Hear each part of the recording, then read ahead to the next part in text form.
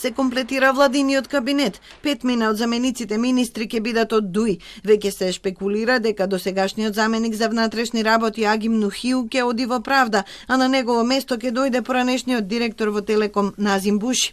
Се очекува за заменик во здравство да биде предложен директорот на ургентниот центар Илир Хасани, од финансиска полиција во одбрана да дојде Башким Хасани, а во транспорт и врски членот на судскиот совет Беким Реджепи.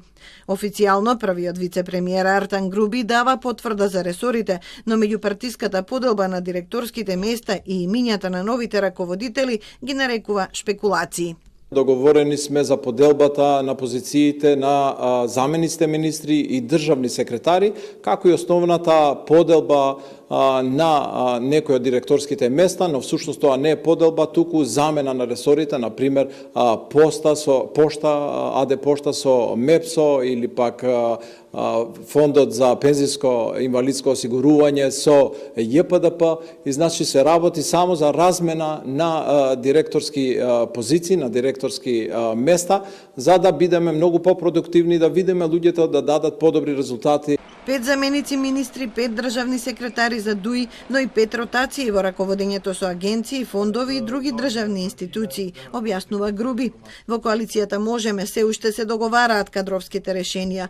Значаен дел од замениците министри треба да дојдат од редовите на коалицијските партнери на СДСМ, кои останаа без представници во владата откако беа укинати 7 министерски функции без ресор. Министерот Груби најавува дека една од првите задачи на Министерството за политички систем ќе биде распределба на 1300 вработени во различни државни институции и признавање на факултетските дипломи на сите административци. Во тоа ќе му помогне тим од универзитетски професори, меѓу кои Борче Давидковски, со кого има намера да се сретне, како и Насер Зибери, со кого веќе се сретна.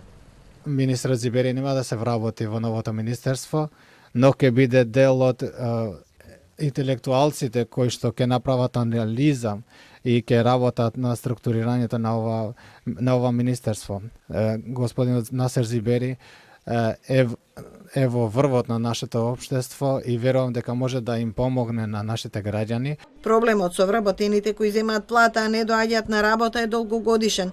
Се најде работен ангажман за неколку илјади, но над 1000 се уште не ја заработуваат својата плата.